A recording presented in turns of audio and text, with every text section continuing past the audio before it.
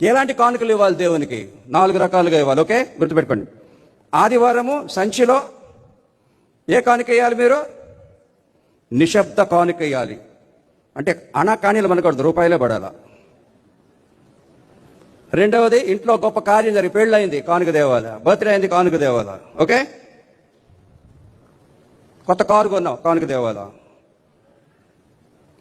మూడవది, ప్రతి నెల మీ దశమ భాగము సంఘానికి ఇవ్వాలి. ఈ రోజుల్లో పెద్ద దుమారం అయిపోతుంది. సేవకులు ఎప్పుడు దశమ భాగమే అడుగుతారు, దశమ భాగమే అడుగుతారు. మేము తప్పకుండా అడుగుతాం. ఆ దశమ భాగం దేవుంది. అది దేవుని సేవకు మీ పెట్టుబడి. ఆ పెట్టుబడిలో అనేక మంది ఆశీర్వదించబడితే తిరిగి యేసు ప్రభు మిమ్మల్ని ఎన్నో రెట్లు ఆశీర్వదిస్తారు.